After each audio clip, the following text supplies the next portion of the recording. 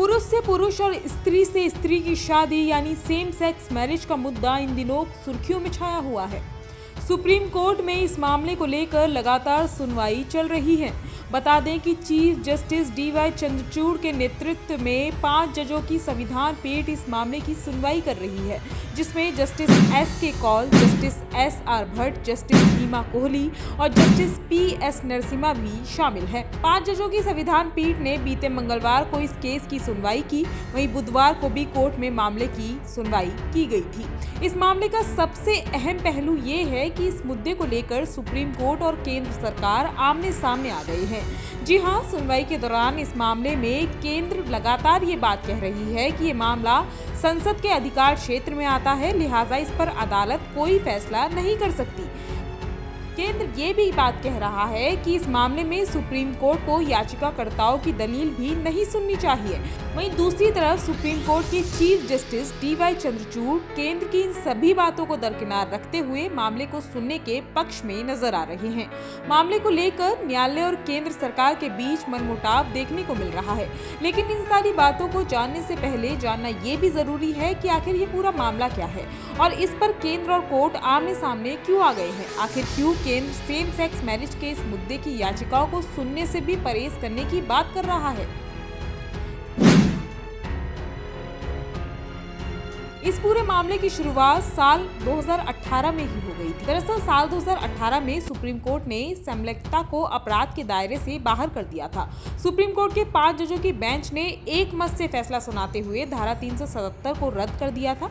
बता दें, इसके तहत ही एक ही सेक्स के 2 लोगों को संबंध बनाने की इजाजत नहीं थी, लेकिन सुप्रीम कोर्ट ने इसको रद्द करते हुए ये कहा था कि किसी भी तरीके का भेदभाव संविधान के समानता के अधिकार का हनन है।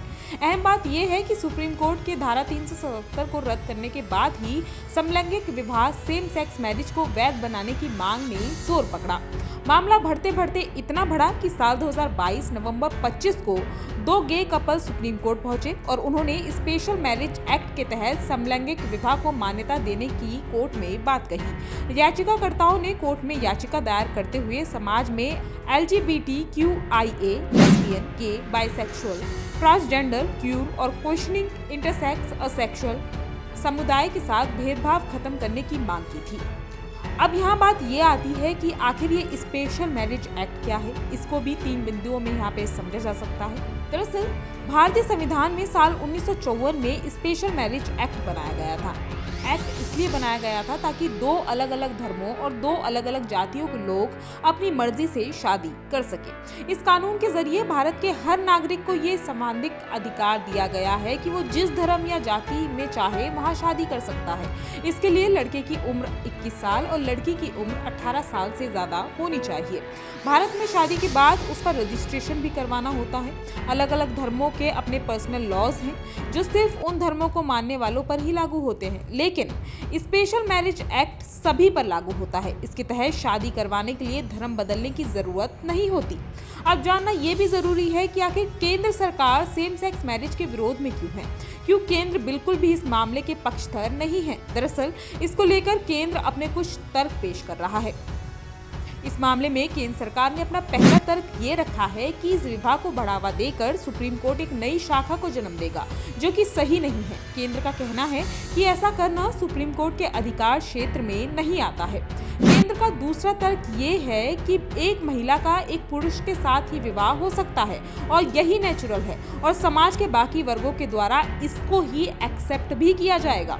इसके अलावा यहाँ पर केंद्र ने एक और तर्क दिया है, वो ये है कि जो शहरी एलिट क्लास होते हैं वो इस तरीके के विवाह को पसंद करते हैं, लेकिन जो बाकी लोग हैं वह ऐसे विवाह को पसंद नहीं करते हैं। इसलिए जरूरी है कि बाकी लोगों की भावनाओं का भी सम्मान किया जाए और सुप्रीम कोर्ट इस मुद्दे पर कुछ ऐसा निर्णय न ले। केंद्र ने अपने तर्कों में ये भी कह दिया है कि ये मामला संसद के अधिकार क्षेत्र में आता है।